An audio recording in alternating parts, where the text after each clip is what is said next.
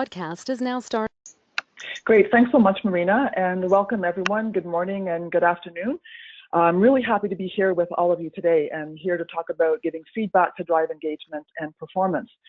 So I thought I'd begin with giving you a little bit of background on who I am. And so what I wanted to start with is I attended a culture workshop in 2010 that really changed my life.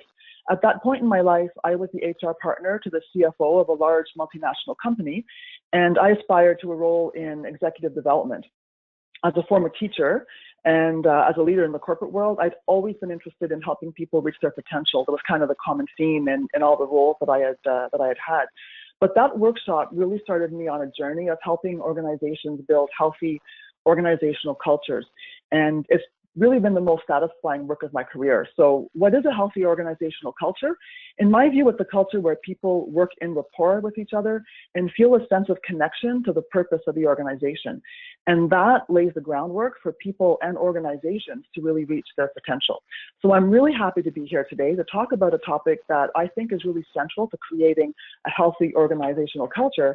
And that, of course, is feedback. And so what we're going to cover today is what is it that engages people? So we're talking about feedback that engages and drives performance. So what engages people? We'll also talk about the power of appreciation. Why do we want to have more appreciation in our organizational culture? And then I'll give you a simple tool to help you get confident and comfortable in giving constructive feedback so that, like this little dog in the picture, you'll be really comfortable saying what you really feel. So if you haven't already found the chat box to the right of your screen, you might want to have that handy because, as Marina said, I'm going to be asking a couple questions here and there, and we'll be taking questions as we go along as well. So the first thing I would like to ask you is to think about the most engaging role that you ever had. When you think back on your career, when did you feel as happy as this guy in the picture at work? And what made it that way? Where do you think your performance was really at its best? What were the conditions that supported that really high level of performance? If you could jot a few notes down in the chat box, and while you're doing that, I'll tell you about my experience when I felt that I was most engaged and my performance was at its highest. It was in 3 different roles, so I was lucky to have it, 3 times. And in 2 of them, it had to do with the person I reported to. I had a fantastic manager. In one case, someone who was a great coach. She saw potential in me and was able to tell me in the moment when I was doing something that I wanted to change or doing something that I wanted to get better at. And then the other leader I had was someone that I just had real trust and respect for. She was also able to see skills in me that maybe I didn't even see in myself. So in both cases, they were seeing ways for me to use and develop my skills. And that was really engaging for me and very motivating.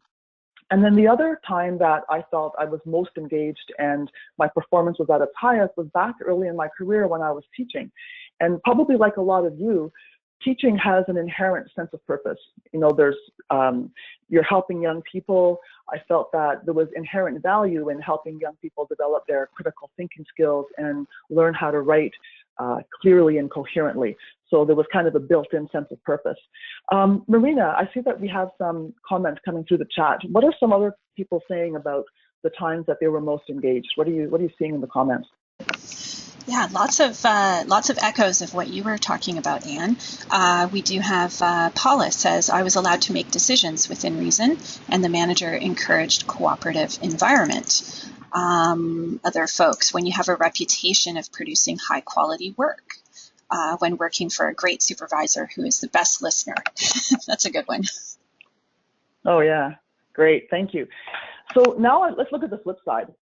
I mean, won't stay there too long, don't worry, but when were you most disengaged? So when did your performance lag maybe your own expectations? If you could put a couple comments in chat, I'll ask for those in a moment as well.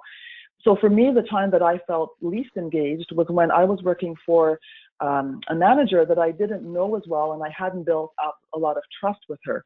And what I found was when I was working with this person, I used up a lot of energy trying to figure out how to work with her, how to make sure that I was safe, in essence.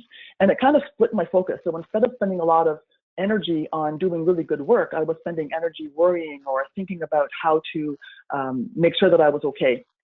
So Marina, what are some people saying about the times that they were less engaged? Are you seeing any themes? Yes, overwhelmingly, folks don't like being micromanaged. That's a big one. Right. Yeah, that's a big one. When you felt like your work wasn't being acknowledged is another one that's coming up. Right. Right. So yeah, those are really big important themes. Micromanage suggests that I'm not being trusted, and not being acknowledged is, as we'll see, a really important element of engagement. So research, in fact, suggests that engagement and the performance that results from that really has three levers. And so the drivers of engagement, and this comes from Daniel Pink's book, Drive, The Surprising Truth About What Motivates Us. The first one is autonomy. And so the person who said the role where she felt most engaged was where she could make decisions.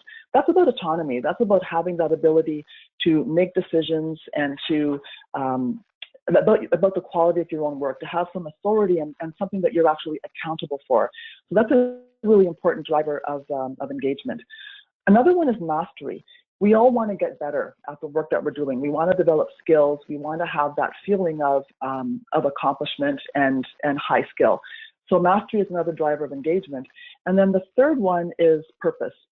Having a sense that our work serves a greater purpose. It's sort of bigger than just ourselves. And clearly nonprofits have an advantage with regard to purpose. You have a really strong mission, and people often join your organization or volunteer for your organization because they identify with that mission and that purpose. So you've got an advantage there.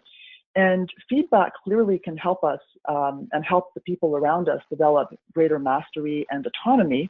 So gaining in those ones is actually going to boost performance as well as engagement. So with constructive feedback, so we're going to talk about two types of feedback: appreciative feedback and constructive. Obviously, constructive feedback is going to help people develop greater mastery and autonomy, but why do we care about appreciative feedback? So how can appreciative feedback actually boost productivity? Well, gaining in autonomy and mastery also requires us to be able to focus. And there's one big distraction that appreciation can actually help us fix. And so what I'd like to do is to take a look at this hierarchy of needs. This is from Abraham Maslow. Some of you might be familiar with this. And he's a psychologist who developed this hierarchy of needs, I think around the middle of the 20th century. And what he basically argued was that people need to have their basic needs met before their higher needs, like psychological and self-fulfillment needs, are going to be addressed. So for example, if I don't have enough to eat, or if I don't have a safe place to live, I'm going to be much more worried about getting food and a roof over my head than I am about fulfilling my potential. But once I've met those basic needs, then I start to look at some of those higher order needs. And this is what I find really interesting about this, is when we talk about safety and security needs, that also includes psychological safety. And not having psychological or emotional safety can be a huge distraction and waste of time and energy. So earlier when I talked about the role where I felt least engaged, I wasn't feeling psychologically safe. And so I was spending my energy down there instead of working on the higher order needs of developing my self-fulfillment, my potential, and so on. So not having emotional, psychological safety is a really big distraction, and it's a waste of time and energy that's pulling people away from the good work they could be doing for your organization. And in fact, it can lead to a lot of unhealthy behavior. So it can lead to politics. So you might be getting people gathering allies before a meeting, maneuvering around or against certain people on their teams, having pre-meetings to make sure that people are aligned with their point of view. Sometimes you get passive aggression when people are not feeling safe. They maybe will seem to be very nice, but in fact, they're really protecting themselves. You'll find those after meetings. So after you have a meeting where everyone decides on a particular course of action, and then people start having after meetings where they complain and they decide to do something different from what they agreed to in the meeting. You get silos and camps that start to develop. There's that us versus them thinking. And you get groupthink. When people aren't safe, they don't feel comfortable. They're afraid to express a dissenting view. And so you start to get groupthink, and then ultimately you can wind up with turnover. So people need psychological safety. And one really powerful way of removing that distraction of not feeling safe is by really connecting to your people and building trust. And one of the best ways I know of connecting and building trust is through appreciation. and actually targeted appreciation. Now, I would guess that all of you on the phone, all of you on this webinar, probably say thank you to your people, and you probably say that quite often, and that's fantastic. That's a great start. And I would also say that we need to go a little farther than just saying thank you. And the reason thank you is not enough is that it's not specific. It doesn't really tell the person what you want to see repeated. And it may not feel really personal. When you are appreciating someone, the most powerful appreciation, you really want it to be authentic. If you don't really believe what you're saying, or you're just saying something because you feel you need to do that, then it's not going to land very well. People can really sense when it's not authentic. So your appreciation has to be authentic. And what you're trying to create is a sense of the person being valued. And appreciation really is a way to encourage without spending money. You know, nonprofits are often operating on a shoestring. Resources are limited. People often work really hard for missions that they're passionate about, and that's all great. But over time, it also leaves those same people vulnerable to feeling resentful or even taken advantage of. And for those of you who depend on volunteers to do good portion of your work, you're competing with so many other pulls on their time. So creating an engaging environment can really be a really significant competitive advantage for you. And in fact, when you increase the positivity in your organization, there are so many improvements that come along with that. People work harder. So when we talk about engagement, one of the ways that we think about engagement is how much discretionary effort people put in. People can always do just the minimum amount of work, and they will do that just to keep their jobs. But real engagement, when people are feeling really engaged, that's when they give you that extra little bit of effort, that discretionary effort. And when you have a really positive environment, that's one of the things that happens. People are really willing to go the extra mile, give you that extra little bit of effort. They also make higher quality decisions when they're in a positive environment. And if you think back to Maslow's hierarchy of needs, it makes sense, because if they're worried about protecting themselves or their safety, they're not thinking at those higher levels. And so in a positive environment, people actually make higher quality decisions. And really interesting as well is people are more adaptive and resilient after trials and trauma when they're in a really positive environment. And actually, according to a study conducted by Towers Watson, they're a large HR consulting firm, the single highest driver of engagement is whether or not workers feel that their managers are genuinely interested in their well-being. So think about that. If we can show our people that we really care about them, we're interested in their well-being, that's what's really going to drive a lot of their engagement and help them really feel valued and want to work harder for our missions and our organization. So that's more than just thank you. And so benefits of having a positive workplace and expressing a lot of appreciation is free, which is great. Secondly, the whole culture improves. As we've seen, there's all kinds of benefits. People enjoy their work more, people thrive, teams thrive, performance is better, employees are more engaged and creative, they're making better decisions.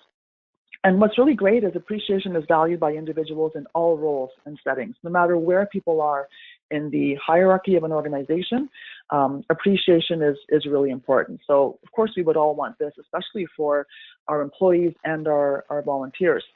So I guess the question you might be thinking about now is, well, besides thank you, what else can we say? So what I'd like you to do now is to think about, and I'd like you to get your chat box ready again. Think about appreciation that was particularly meaningful for you. I'd like you to share what kind of appreciation that was. And think about what it was like, what it sounded like, what someone said to you. And as you're telling us about what was meaningful for you, I'll tell you about mine. So appreciation that was really meaningful for me is appreciation that recognizes maybe my unique skills or my approach. So for example, recently a client appreciated me for the way that I worked with her, that I was very flexible and collaborative. And that was very validating for me because that's the approach that I try to take when I'm working with clients. And so that she recognized that and appreciated me for it was really very meaningful for me.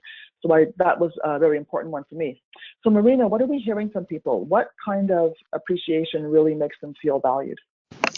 Well, overwhelmingly, we're seeing it's the personal. So we have someone who mentions getting a personalized specific thank you note or a handwritten note from a supervisor highlighting something specific they had done.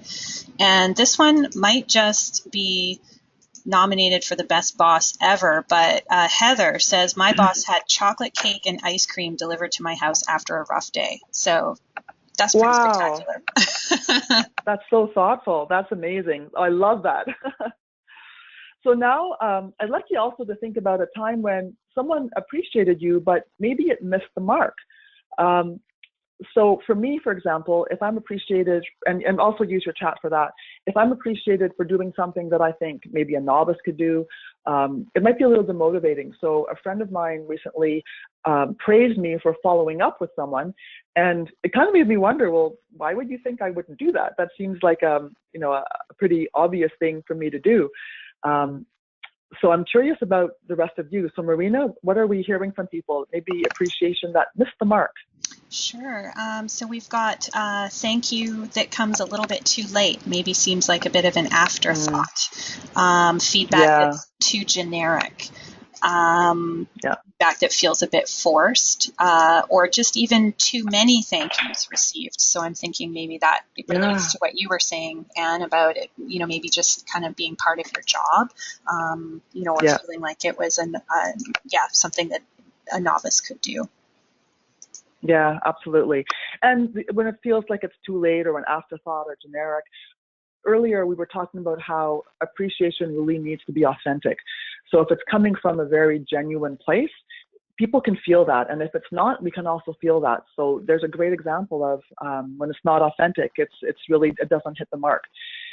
What we're also talking about is whether we want to express appreciation for a task or a skill. So in the case of people who are, and sometimes it's really just, being thoughtful. So some of the examples that you gave, like a personalized thank you, handwritten note, the wonderful chocolate cake after a tough day, that's really recognizing, someone going above and beyond. And it's a nice recognition. Another way of thinking about appreciation, and this is related to how experienced somebody is whether you're going to focus on the task, the what they're doing, or the skill, the how they're doing it. And so, as an example, think about your local coffee shop. So, at the coffee shop, let's say you've got a brand new barista just started. If someone praises that new person for making a no foam double mocha latte perfectly, that person will probably feel really happy, really appreciated, and really valued because that person is still learning how to make those complicated drinks. But then another barista who's maybe been there for a year or 2 years, if the manager praises that person for making a no foam double mocha latte perfectly, that person might wonder, have you been watching me over the last couple of years? That person's probably made thousands of all kinds of complicated drinks. The more experienced barista would probably appreciate being praised for the way they turned around a grumpy customer, or the way they create a really wonderful and welcoming atmosphere by knowing which customers to just smile at and give their order to right away, and which customers to engage with in small talk. And that's the skill that they've developed after months and years of working with their customers. So the more experienced and expert your team member is, the more you really want to focus your appreciation on their skill and their special qualities, like that experienced barista. The less experience they have, the more someone is learning the ropes, the more you want to focus on the task at hand. So for example, if you have a new person on your team, that person will probably appreciate hearing that they followed the correct steps in the process, whereas a more experienced person will probably appreciate being praised for the way that they adapted the steps to meet the needs of a particular client. So new people, because they're still early on that learning curve, you really want to encourage them and appreciate them for developing those skills that they need to do the job well. Once you have people who have been in the job for a while, you want to focus more on the skill that they bring to it, the unique qualities. And when you guys were talking earlier about personalized appreciation, thank you cards, it's speaking to that level of skill and the special qualities that you bring as an individual, and recognizing that as a really nice way to connect with people and help people feel really valued. So, Marina, I'd like to pause here and see if anyone has been sending any questions at this point. We're good to go, Anne, but just as a reminder to everyone that if you do want to pop your questions into the question box, we are going to take questions mostly at the end of today's webinar. So if a question comes to mind, please do pop it in there when you get a chance. Thank you. Okay, great. Okay, thanks, Marina. And so this is one way of expressing appreciation, whether you're focusing on task or skill, depending on the level of experience of the person on your team. Another way of appreciating people, and this is a more universal way, is to focus on their personal qualities. What makes that person unique? And this can be incredibly validating because it's a way of telling people that you see them. People want that feeling of knowing that, you see me, you see who I am.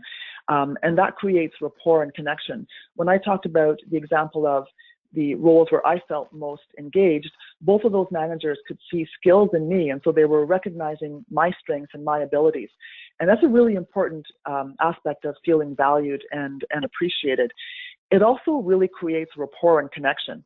And so when you think back to the Towers-Watson survey that said what engages people the most is having a leader a direct manager who really cares about their well-being. The more we can sort of tune in to the unique qualities of the people around us, the more we start recognizing that, the more we create rapport and connection. And then it's just human nature. Once we're creating rapport and connection, we're developing a caring relationship with those people. And as we've seen from that survey, that's one of the things that really drives engagement. So another way of recognizing people and appreciating them is to focus on their unique characteristics. So maybe you've got someone on your team who's really fun and a morale booster.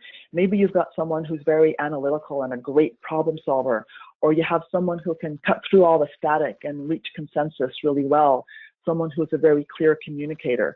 And when people recognize these abilities that we just bring to whatever we're doing, it really touches us on a very human level and really helps us know that people care about us. So what we've seen now is then two ways of appreciating people. One, through the personal qualities that they have, and that's kind of a universal way. And then secondly, to adapt to their level of experience and knowledge. What is a compliment to a new person may not land as well with someone who's more experienced. But of course, everyone has the capacity to improve. So let's now take a look at constructive feedback, because that's a really important part as well of helping people develop mastery and autonomy, because sometimes you want to help guide them in the right direction. And what I'd like to start with, first of all, is the difference between criticism and constructive feedback. So when do we need to give constructive feedback? Often it's when there are mistakes that are being made, and maybe they're mistakes that are recurring, or there are unresolved problems. A team member maybe isn't meeting our expectations. That makes us nervous because it feels like criticism, and criticism, of course, feels awful. It doesn't feel like a very caring relationship at all. So let's take a closer look at how criticism actually differs from constructive feedback. So criticism, I would see that as the expression of disapproval of someone or something based on perceived faults or based on mistakes. Criticism is often coming from a place of judgment. It's coming from that place of, I know better than you. You don't know. It's coming from a place of, you're wrong. It's given to prove a point, maybe of being better than you. Sometimes it's even aimed at hurting the identity of someone. And most importantly, criticism tends to be past focused. And because it's focused on the past, it really takes away the person's agency, because it focuses us on the things that they cannot control. So I can't do anything about what happened in the past. Clearly, I can learn from what happened in the past, but I can't go back and change it. And so if we're only talking about things that happened in the past, it's not really helping the person move forward. So as an example, let's say project is late and over budget. A criticism might be, your project was late and over budget again. That's just not acceptable. And so that definitely is criticism, because I'm only focusing on the past. I'm not giving any kind of any guidance in terms of how to do things going forward. Constructive feedback, on the other hand, is really reflecting or giving back important information in the spirit of growth. And that information can be a point of development or a positive behavior. And it's coming from a place of love and respect. And we don't usually talk about love in a work context, but what I mean here is it's coming from a place of caring, of wanting the best for the people around us. And the stance of constructive feedback is one that sees possibility, and it wants to even improve the relationship. Constructive feedback, in fact, is I really see it as the fuel of any relationship. It's based on observation and behavior. And really importantly, constructive feedback is future focused. And because it's future focused, it is empowering people. It's empowering them to do something. So it's giving them back agency. And so when you think back to those three drivers of engagement, autonomy, mastery, and purpose, autonomy is really important. People need to feel that they have agency. They have autonomy in their work. And so when we are focusing on the future and giving them guidance and what they can do differently to become even better, that's much more engaging for them. So we can actually help to improve engagement, autonomy, mastery through constructive feedback. So as an example, with that project that is late and over budget, constructive feedback might sound like this. Let's talk about how we can get your next project in on time and within budget.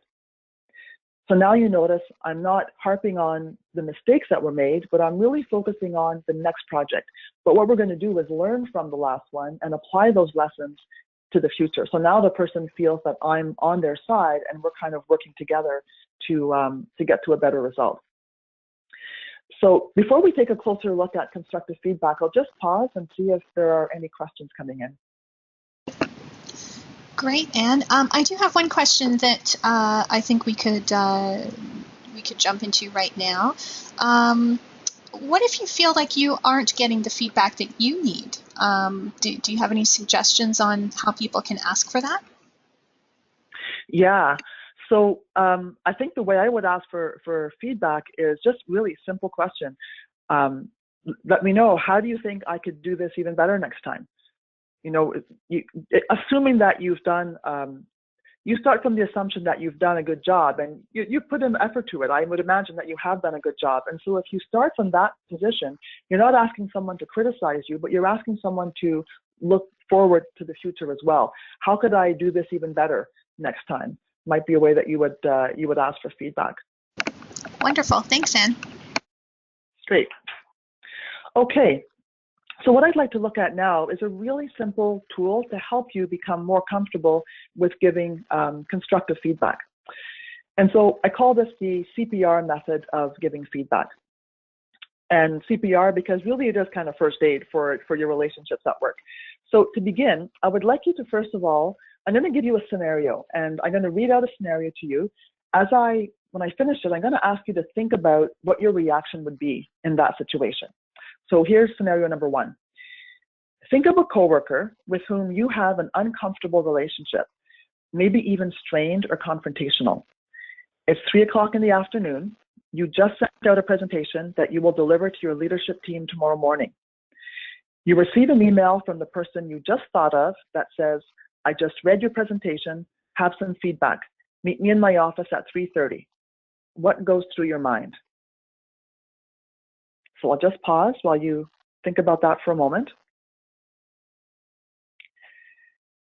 And now, scenario number two.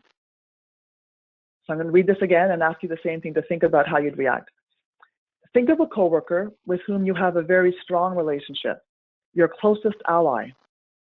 It's 3 o'clock in the afternoon.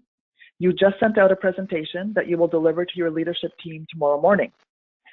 You receive an email from the person you just thought of that says, I just read your presentation, have some feedback. Meet me in my office at 3:30. What goes through your mind?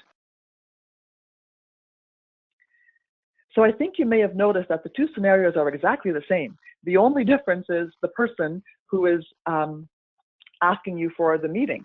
So if you're like most of us in the first scenario, when it's someone you have a strained relationship with, you're probably feeling really defensive. You may be channeling your inner 10-year-old and saying, you're not the boss of me. Why are you telling me to meet you at 3:30? That's very abrupt. And you might even go into that meeting ready for a fight, feeling defensive and expecting that person to criticize.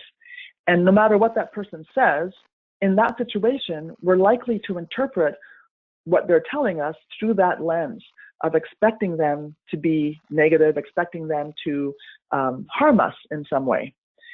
In the second situation, it's our friend. And when our friend asks to meet us, they have feedback, we're assuming, oh, fantastic, I must have missed something. they caught something, there's something I need to be aware of before I go into that meeting. I know that person has my back, and so I know that they're wanting to help me.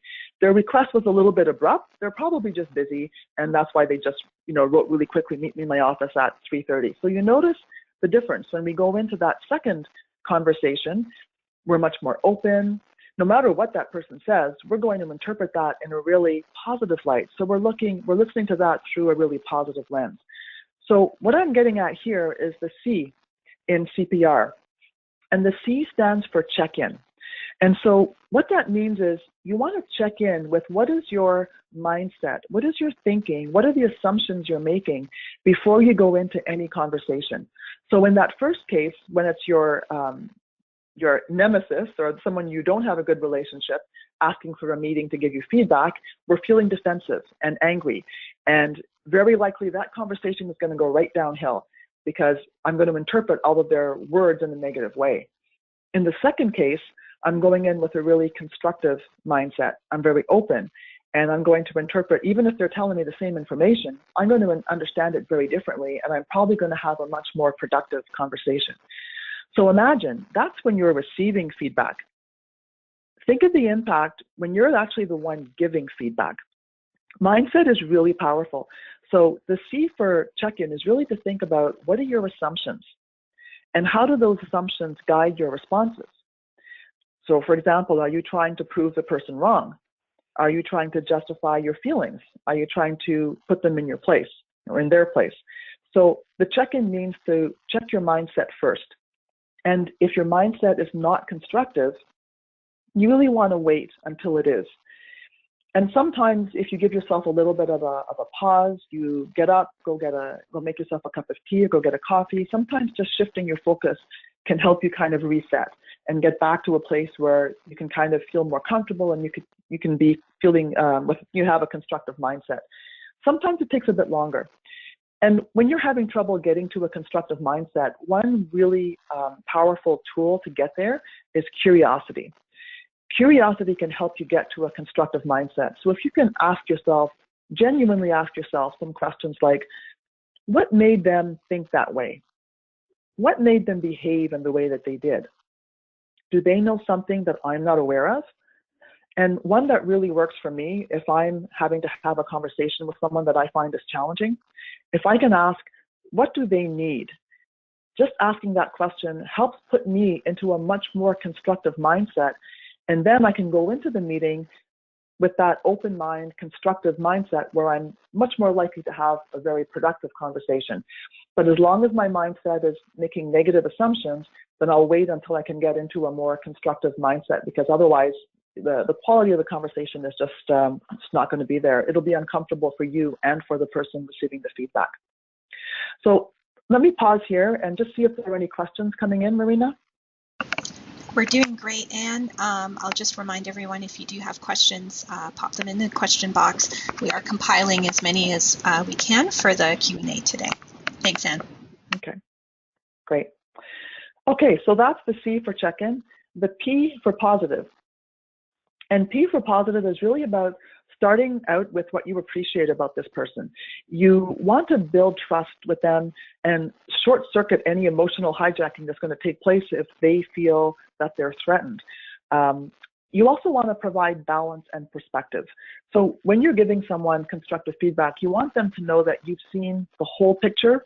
You've seen the good, maybe they've put in a lot of effort or they had good intentions, but you want to let them know that your perspective is balanced and you're seeing both sides of the story, in other words. So you have good perspective. Recognize where that person is putting in some effort and really is trying. So you may have already built strong rapport and relationship with this person through a lot of appreciative feedback. And that's great, because the more you have built strong rapport and connection with people, the more comfortable you're going to be giving them constructive feedback. And the P is just there to remind us that we want to build relationships with people, and we want to build rapport so that we are in a better position to give them constructive feedback, because it's coming from a place of trust and respect. And that's the positive is there to show that there's that we're coming from a place of respect, because we're looking at everything. We're looking at the whole picture, and we're looking from a place of perspective. And notice that this is not about buttering people up so that we can take them down. Remember that this is constructive feedback. And if you think about the root of that word, construct is building people up. And so constructive feedback is really intended to build people up and make them even better than they were. So that's the P for positive. And the R is for result. So the R is there because we really want to focus on what we're asking the person to do, not on what they did wrong. So as we were talking about earlier, focusing on the past is more criticism, and it's nothing someone can really do anything about. Focusing on the future and the result that you want is really going to help them have more autonomy, have more agency in the situation. So you want to help them become the best they can be. That's really your job as their leader. You're not trying to put them in their place, show them that you know more, punish them. So if you didn't catch a non-constructive mindset at the check-in, this is your second chance. And then for what I think of as the advanced class, you want to frame your request as a question, and that gets them thinking about their own results. And so if you are focusing on results and you're framing that as a question, you accomplish two really important things. One, by framing it as a question and asking them how they can do it, you're putting yourself on their side. So now you're their ally and you're supporting them in getting to a better result. Secondly, you're helping them come to their own conclusion. And if you think back to your own experience, where you've really learned and you've applied lessons, you've probably done that when you've come to your own conclusions, when you've had real insights about how you can be even better. When we have our own insights, we learn on our own, that's really powerful. So if you can help them by asking a question, that's a really powerful way of helping them get to a better place. So let's walk through an example of what this might look like in the real world.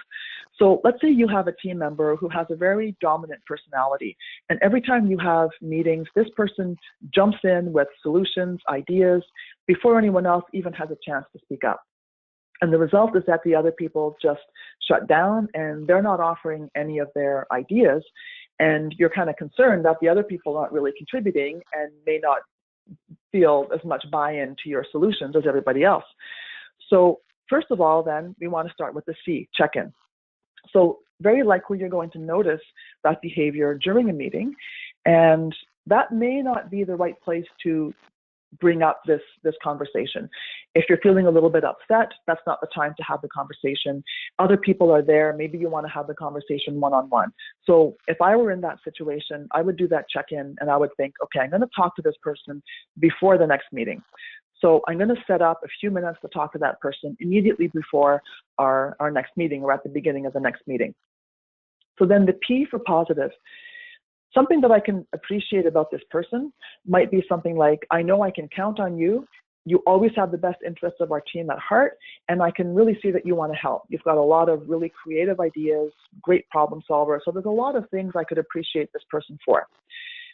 And then we move into the R for result. Might be something like, I've noticed that the other people aren't sharing their ideas.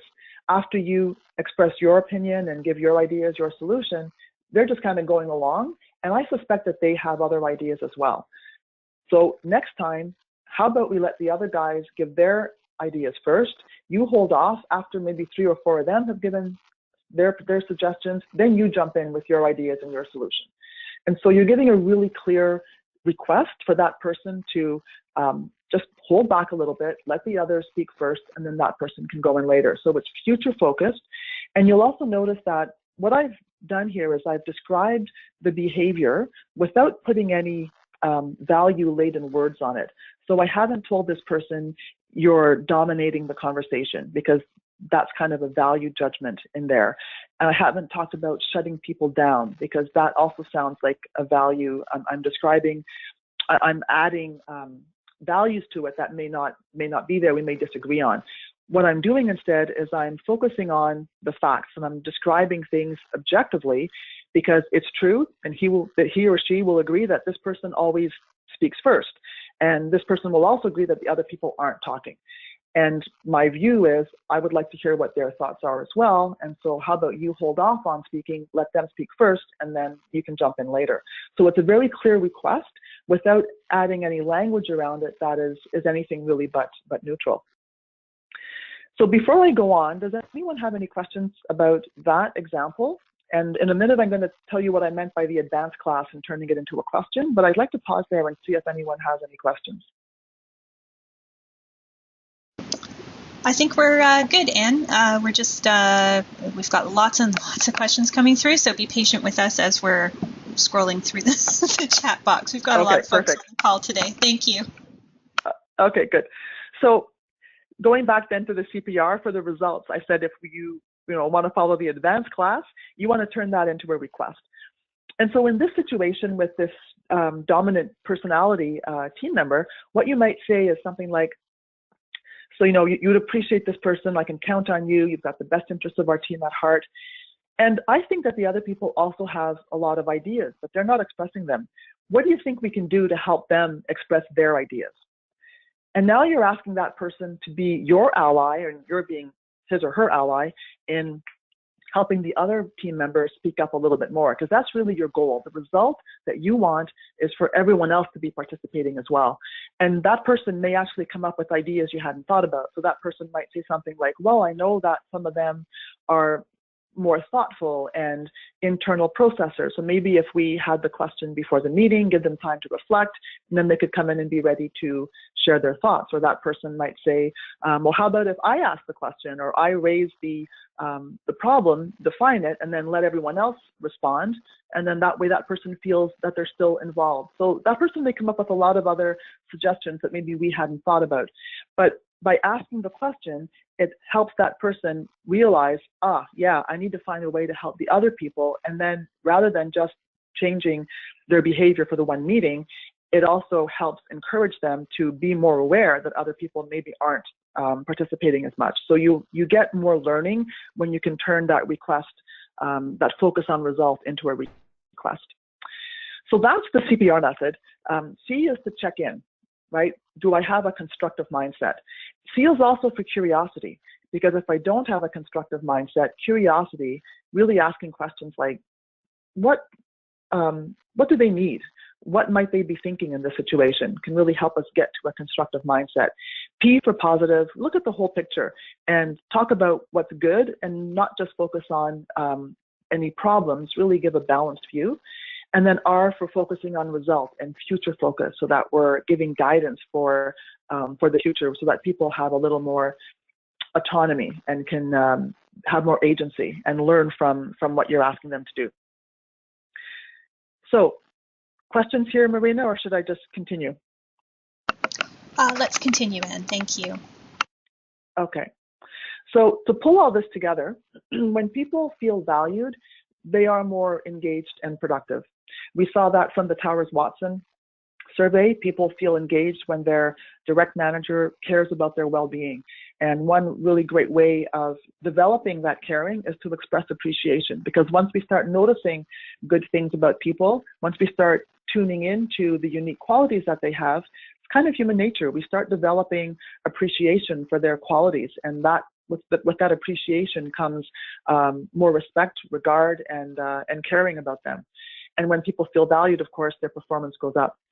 Your job as a leader is to help people become even better. And you can use the CPR method to become more comfortable and know what to say when you are in a situation where you need to give constructive feedback. And as we've seen through the appreciation and the constructive feedback, really nothing substitutes for knowing your people, getting to know their preferences, their strengths, what makes them tick, and how they like to be appreciated, how they like to be valued. And probably most importantly, feedback really needs to be part of an ongoing conversation.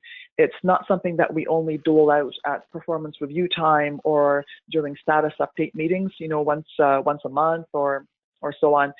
Whenever you interact with your team members, daily, throughout the day, look for opportunities to appreciate them.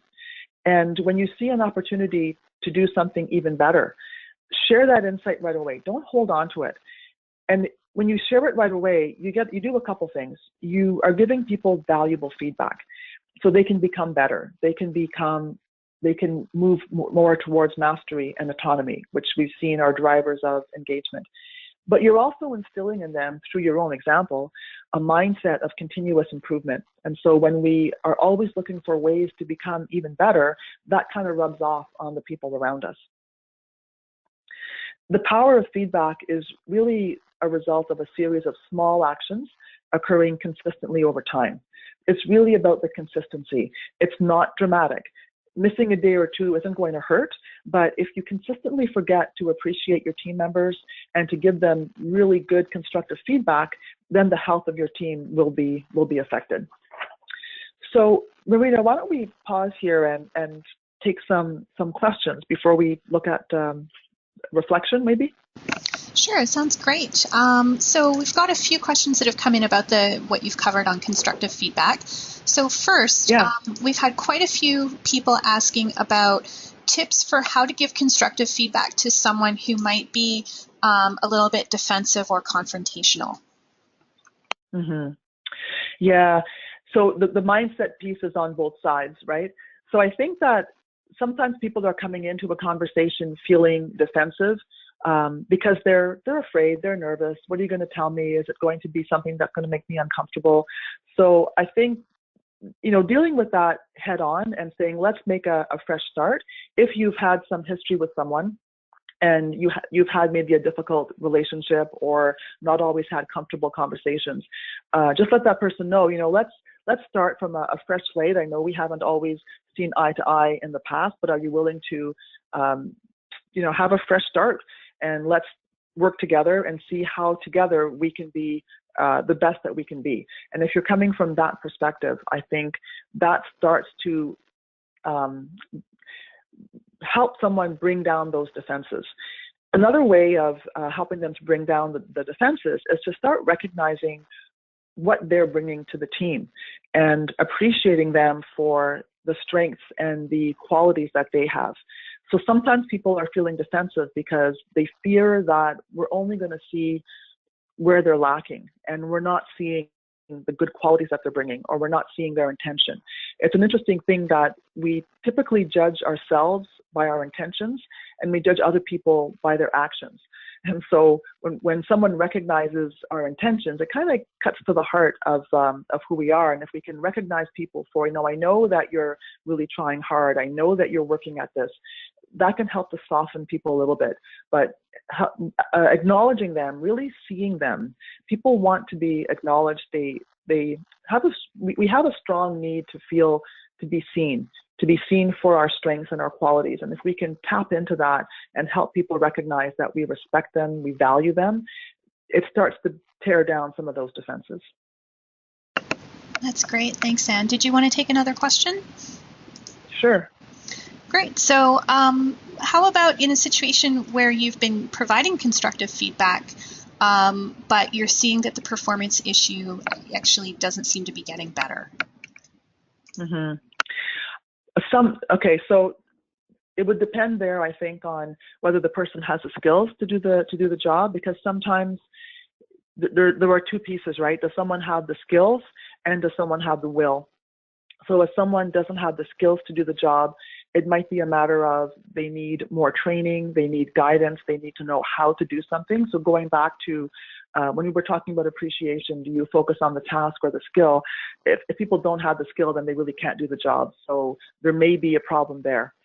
And if it really is about the will, then I would want to sit down and have a really frank conversation with that person to understand really what's going on, because there's always two sides to every story, and we're seeing one half of it, but understanding what's happening on that other person's side is what I would be looking for in that situation. Wonderful. Thanks, Anne. And then sometimes people, and just to add one, not everyone is going to be in the right role. And so sometimes we have to make decisions, and it's very difficult, but sometimes recognizing that someone is really not in the right role can actually be the best thing for that person and for the team. Because if someone is in a role that is really not suited to their skills, and they're not going to develop the skills, the ability to really succeed and excel in that role, they're not feeling good. They're not going to feel that they're moving towards mastery and autonomy. And it's much better to help that person figure out what are their strengths, where can they use their skills in a way that's going to make them feel that they are mastering their skills and learning and becoming really good. I really believe that there's a job out there for everyone, but not every job is for every person. And so I think it's also important to recognize when it really isn't the right fit. And sometimes people are going to do better, and it can be tough in the moment, but when someone finds another role where they're much better suited and their skills are much better, it is really a gift to be in a place where your skills match the role. Thanks, Anne. That's wonderful. Any other questions? No, I think we can carry on. Thank you. Okay, so one last thing that I would like all of you to do is just to take a moment, either now on this webinar or after you leave, to just think about what do you want to remember about giving appreciative and constructive feedback, and what is one thing that you can do today to appreciate a team member. So think about the people you're interacting with today. If you're not at work today, think about someone in your personal life. Where can you offer some appreciation to someone? And I would strongly suggest that you take a few minutes to write down your thoughts. There's something that happens when we write down. It helps us consolidate our thinking. And what we write down, we're more likely to remember. So set an intention for that. And then I would also ask you to stay in touch with me. I would love to stay in touch with all of you. You can connect with me on LinkedIn under my name, Ann Comer. You can follow me on Twitter at comerexchange.com. And if you connect with me on LinkedIn, I will send you an infographic I have on leading culture. And if you connect with me on LinkedIn, please be sure to mention the Charity Village webinar, because I don't accept all LinkedIn connections. So mention the webinar and I'll send you an infographic on leading culture. So Marina, do we have any questions? I know I wanted to end this a few minutes early so people have some time to reset before their next meeting, but if we have any other questions, I'd be happy to take those. Sure, yeah. We'll just try to get through a few questions and make sure that we end this on time for everyone. So jumping right in, lots of people have been asking about tips for providing feedback up the chain of command. So if you want to provide some feedback to your supervisor, do you have some tips on how to do that? Yeah, I think it's all, for me, it always comes down to building rapport. So first of all, making sure that you have a good relationship with that person. And one of the things I said earlier is appreciation really is valued by people at all levels in an organization. Sometimes the higher up people are in an organization, the less appreciation and the less feedback they're hearing, because people tend to give less and less feedback to people who are higher up in the organization. So I would say building rapport with them, recognizing them and their unique qualities is really important. And then I would say using the CPR method as well. So, I really appreciate, so if it's your boss, for example, who is always jumping in and giving you solutions before you even have a chance to give them your ideas, I really appreciate that, you're so quick to help me. I also have some ideas. How about for this meeting, let me give you my ideas first, and then I'd love to hear what you have to say to me. So think about the behavior that you want to see from the person that who's more senior than you are, and request the behavior in that way.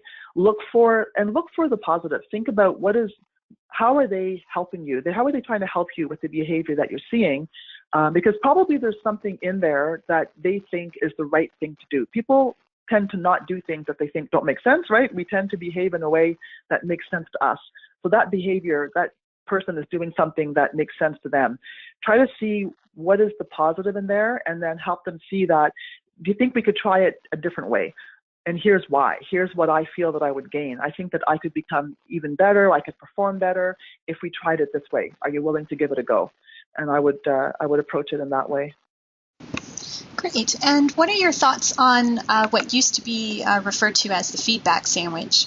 Do you feel like that's still an effective way to go, or are there better ways to provide feedback? Well, I think that the feedback sandwich it's suggesting that constructive feedback is a negative. And the way I see it, constructive feedback is really positive. And that's why I don't call it positive and negative feedback. To me, it's all positive. And that's why I've been calling it appreciative and constructive. So I don't feel that you need to wrap up the constructive feedback with something positive, because the constructive feedback, in my view, is already positive, because it's helping someone become even better. It's coming from a place of respect and caring, wanting that person to be the best, to reach their potential. And if you're their ally in that way, helping them become better, I don't think you need to add that extra little bit of positivity at the end. Although I will be the last person to tell people not to give appreciation. So go ahead and appreciate. Any opportunity we have, we should be expressing appreciation. It's quite interesting. Different studies say different things, but for every maybe 20 appreciative thoughts we have, we only express one. So what's really interesting about appreciation is we think it a lot, but we have a lot of limiting beliefs around appreciation, like, well, it's their job, I don't have to appreciate them, or they know how I feel about them. So often we have these limiting beliefs that prevent us from expressing our appreciation. But as we've seen today, there are so many benefits from expressing appreciation to people.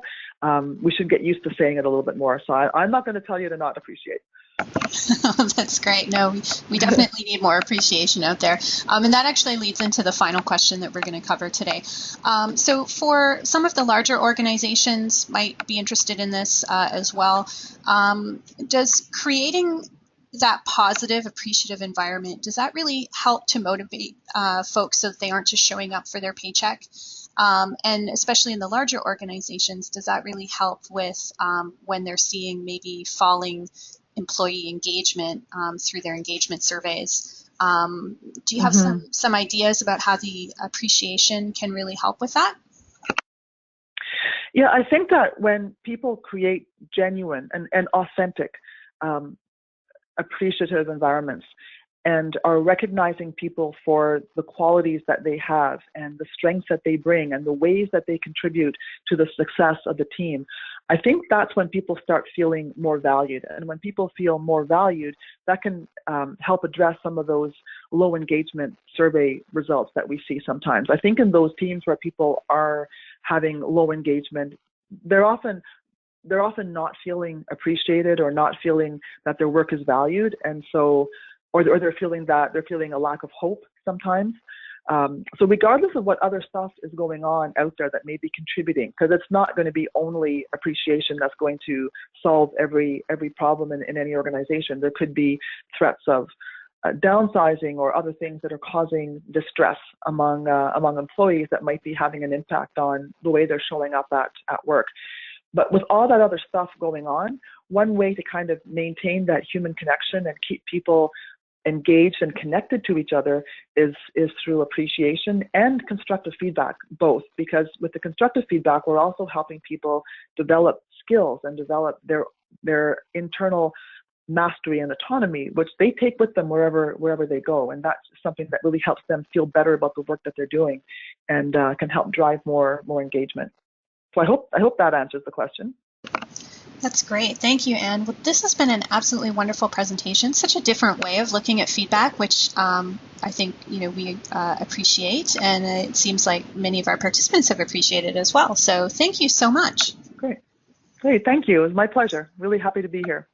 Wonderful. So just before we sign off today, I want to remind everyone that we are going to follow up with you by email tomorrow morning with the webinar recording. We'll also have a link to a short survey there. If you can take a moment to fill that out, it helps us. You'll have a chance there to indicate if there's other topics you'd like to see covered in the future, or perhaps you'd like to see us bring Anne back for a future presentation. You can indicate all of that there on the survey.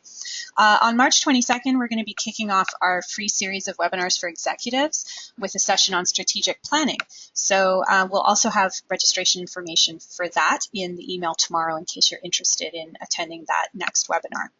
With that, I want to thank everyone for joining us, and I hope you all have a wonderful rest of your day. Thank you so much.